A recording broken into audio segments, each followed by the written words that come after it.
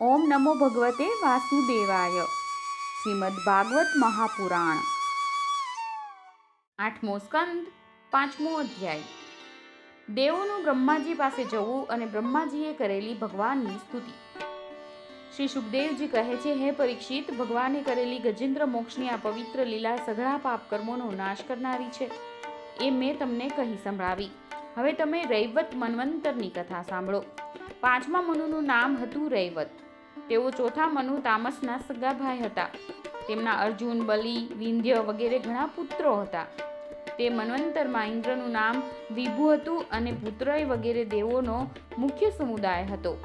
હે રાજન, તે સમયે હિરણ્યરોમા, વેદશિરા, ઉદર્વ બાહુ વગેરે સપ્તર્ષિઓ હતા। એમાંના શુભ્ર ઋષિની પત્નીનું નામ વૈકુંઠા હતું। તેમના જ ગર્ભથી વૈકુંઠ નામના શ્રેષ્ઠ દેવો સહિત પોતાના અંશથી સ્વયં ભગવાને વૈકુંઠ નામનો અવતાર ધારણ કર્યો। તેમણે જ લક્ષ્મી દેવીની પ્રાર્થનાથી તેમને પ્રસન્ન કરવા માટે વૈકુંઠ ધામની રચના કરી હતી। તે લોક સમસ્ત લોકોમાં શ્રેષ્ઠ છે। તે વૈકુંઠનાથના કલ્યાણમય ગુણ અને પ્રભાવનું વર્ણન હું સંક્ષેપમાં ત્રીજા સ્કંદમાં કરી ચૂક્યો છું। ભગવાન વિષ્ણુના સંપૂર્ણ ગુણોનું વર્ણન તો તે જ કરી શકે કે જેણે પૃથ્વીના પરમાણુઓની ગણતરી કરી લીધી હોય। છઠ્ઠા મનુના પુત્ર હતા ચાક્ષુષ।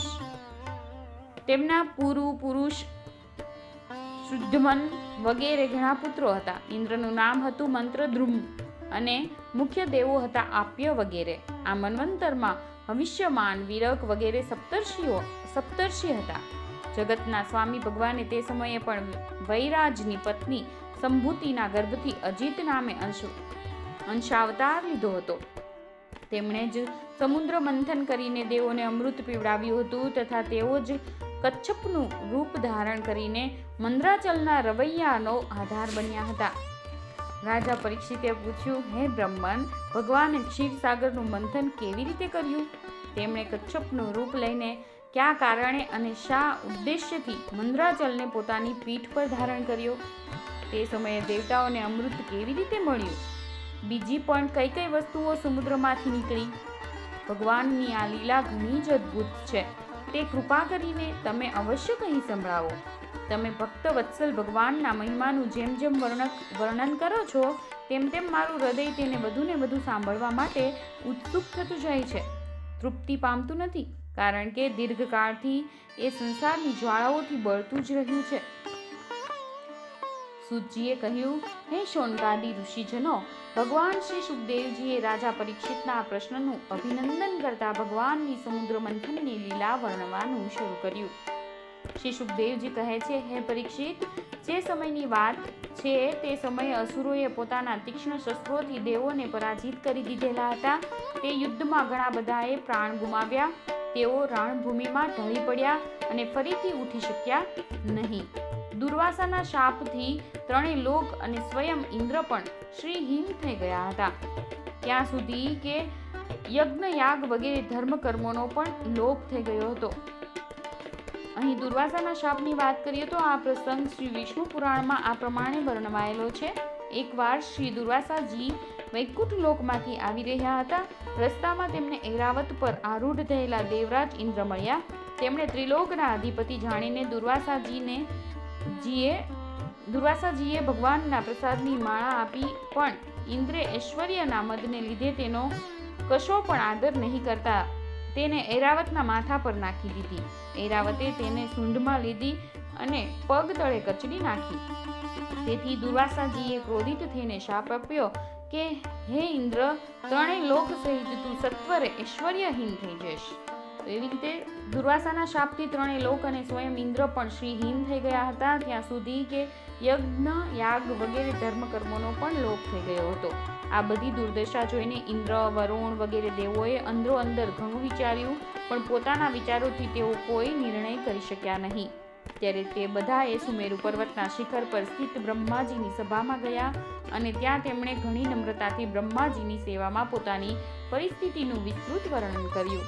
બ્રહ્માજીએ સ્વયં જોયું કે ઇન્દ્ર, વાયુ વગેરે દેવો શ્રીહીન અને શક્તિહીન થઈ ગયા છે।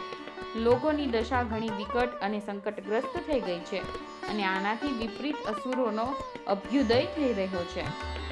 પછી સમર્થ બ્રહ્માજીએ પોતાનું ચિત્ત એકાગ્ર કરીને પરમ પુરુષ શ્રી ભગવાનનું સ્મરણ કર્યું. ત્યાર પછી થોડો સમય રોકાયા બાદ પ્રફુલ્લવદને દેવોને સંબોધીને કહ્યું, હે દેવો, હું શંકરજી, તમે બધા દેવો તથા અસુરો, દૈત્યો, મનુષ્યો, પશુ પક્ષીઓ, વૃક્ષો, સ્વેદજ વગેરે સમસ્ત પ્રાણીઓ સહુ જેમના વિરાટ રૂપના એક અંશથી રચાયેલા છીએ, તે આપણે બધા તે અવિનાશી શ્રી પ્રભુનું જ શરણ ગ્રહણ કરીએ. જો કે તે શ્રી પ્રભુની દૃષ્ટિમાં નથી કોઈ વધને પાત્ર કે નથી તો રક્ષણને પાત્ર, નથી તો તેમને માટે કોઈ ઉપેક્ષા પાત્ર કે નથી તો આદર પાત્ર. તેમ છતાં સર્જન, સ્થિતિ અને સંહાર માટે તેઓ સમયે સમયે સત્વગુણ, રજોગુણ અને તમોગુણને અપનાવતા રહે છે. આ સમયે તેમણે પ્રાણીઓના કલ્યાણ સારું સત્વગુણનો સ્વીકાર કરેલો છે. તેથી આ અવસર જગતની સ્થિતિ અને રક્ષણનો છે. માટે આપણે બધા તે જ જગતગુરુ પરમાત્માનું શરણ ગ્રહણ કરીએ છીએ. તેઓ દેવોના પ્રિય છે અને દેવો તેમના પ્રિય છે. તેથી આપણું આત્મીયજનોનું તેઓ અવશ્ય કલ્યાણ કરશે. શ્રી સુખદેવજી કહે છે, હે પરીક્ષિત, દેવોને આ પ્રમાણે કહીને તેમને સાથે લઈને બ્રહ્માજી ભગવાન અજિતના નિજધામ વૈકુંઠમાં ગયા. તે ધામ તમોમયી પ્રકૃતિથી પર છે. આ બધા દેવોએ ભગવાનના સ્વરૂપ અને તેમના ધામ વિશે પહેલાથી જ ઘણું બધું સાંભળેલું તો હતું, પરંતુ ત્યાં ગયા પછી તેમને કશું દેખાયું નહીં. તેથી બ્રહ્માજી એકાગ્રચિત્ત થઈ વેદવાણી વડે ભગવાનની સ્તુતિ કરવા લાગ્યા. બ્રહ્માજી સ્તુતિ કરતા કહેવા લાગ્યા, હે ભગવાન, આપ નિર્વિકાર, સત્ય સ્વરૂપ, અનંત, આદિપુરુષ, સૌના હૃદયમાં અંતર્યામી રૂપે વિરાજમાન, અખંડ અને અતકર્ય છો. મન જ્યાં જ્યાં જાય છે ત્યાં ત્યાં આપ પહેલાથી જ વિદ્યમાન રહો છો. વાણી આપને વર્ણવી શકતી નથી. આપ સમસ્ત દેવોના આરાધનીય અને સ્વયં પ્રકાશિત છો. અમે બધા આપના ચરણોમાં નમસ્કાર કરીએ છીએ. આપ પ્રાણ, મન, બુદ્ધિ અને અહંકારને જાણનારા છો. ઇન્દ્રિયો અને તેમના વિષયો બંને આપના થકી પ્રકાશિત થાય છે. જીવ અવિદ્યાને વશીભૂત થઈને વિષયોમાં ફસાય છે. તેથી જ્ઞાન અને અજ્ઞાનની અનુભૂતિ તો જીવોને થાય છે. આપ તો તે બંનેથી પર છો. વિશુદ્ધ જ્ઞાન સ્વરૂપ છો. આપ અવિનાશી અને સુખ સ્વરૂપ છો અને આકાશની જેમ આપ સર્વવ્યાપી છો. સત્યયુગ, ત્રેતાયુગ અને દ્વાપર યુગમાં તો આપ અવતાર ધારણ કરો છો. અમે બધા આપનું શરણ લઈએ છીએ. આ શરીર જીવનું એક મનોમય ચક્ર રથનું પૈડું છે. 10 ઇન્દ્રિયો અને 5 પ્રાણ એ 15 તેના આરા છે. સત્વ, રજ અને તમ એ 3 તેની નાભી છે. પૃથ્વી, જળ, તેજ, વાયુ અને આકાશ તથા મન, બુદ્ધિ અને અહંકાર એ 8 એમાં નેમી એટલે કે પૈડાના ઘેરાવો છે. સ્વયં માયા જ એનું સંચાલન કરે છે અને એ વીજળી કરતાં પણ વધુ વેગથી ચાલનારું છે. આ ચક્રની ધરી છે સ્વયં પરમાત્મા. તેઓ જ એકમાત્ર સત્ય છે. અમે તેમના શરણે છીએ. જેઓ એકમાત્ર જ્ઞાન સ્વરૂપ પ્રકૃતિથી પર અને અદ્રશ્ય છે, જેઓ સઘળા પદાર્થોના મૂળમાં અવ્યક્તપણે રહેલા છે અને દેશ, કાળ અથવા વસ્તુથી જેમનો પાર પામી શકાતો નથી, તે જ શ્રી પ્રભુ આ જીવના હૃદયમાં અંતર્યામી રૂપે વિરાજમાન રહે છે. વિચારશીલ મનુષ્ય ભક્તિ યોગ વડે તેમની જ આરાધના કરે છે, જેનાથી મોહિત થઈને જીવ પોતાના વાસ્તવિક લક્ષ્યને અથવા સ્વરૂપને ભૂલી ગયો છે.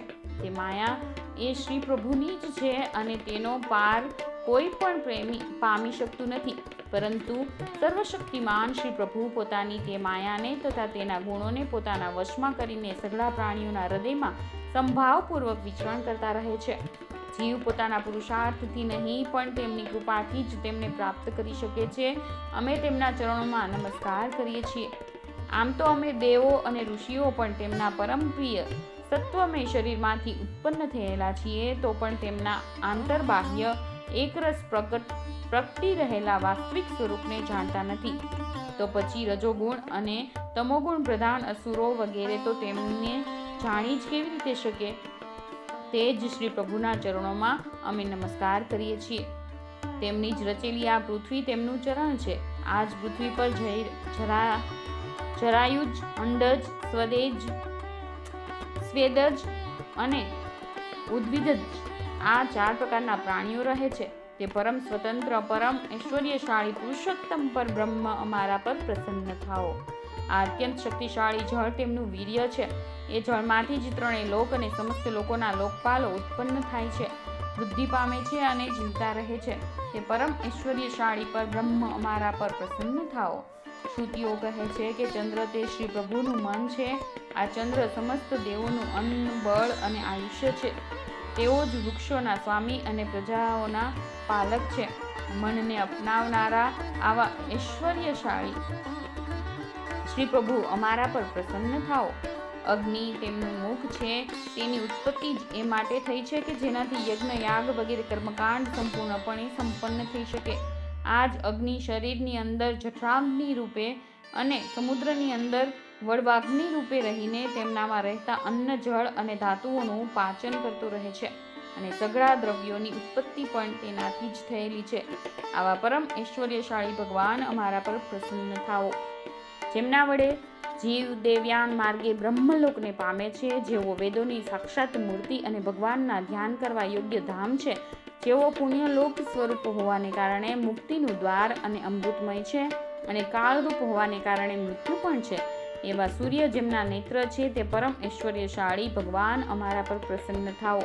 શ્રી પ્રભુના પ્રાણથી જ ચરાચરના પ્રાણ તથા તેમને માનસિક, શારીરિક અને ઐન્દ્રિયિક બળ આપનારો વાયુ પ્રગટ થયો છે. તેઓ ચક્રવર્તી સમ્રાટ છે અને ઇન્દ્રિયોના અધિષ્ઠાતા દેવો અમે બધા તેમના સેવકો છીએ. એવા પરમ ઐશ્વર્યશાળી ભગવાન અમારા પર પ્રસન્ન થાઓ.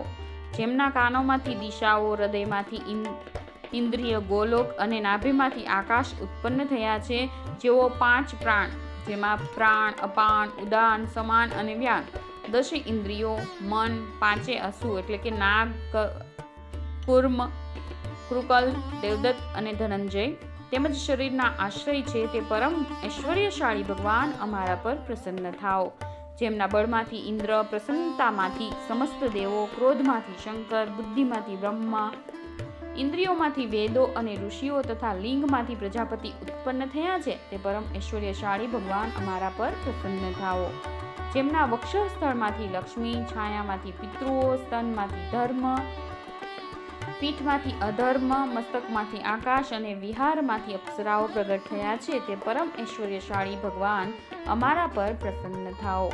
જેમના મુખમાંથી બ્રાહ્મણો અને અત્યંત રહસ્યમય વેદો, ભુજાઓમાંથી ક્ષત્રિયો અને બળ, જંઘાઓમાંથી વેશ્યો અને તેમની વૃત્તિઓ, વ્યાપાર કૌશલ્ય તથા ચરણોમાંથી વેદ વિનાની સેવા કરનારા શુદ્રો અને તેમની સેવા વગેરે વૃત્તિઓ પ્રગટ થયા છે, તે પરમ ઐશ્વર્યશાળી ભગવાન અમારા પર પ્રસન્ન થાઓ.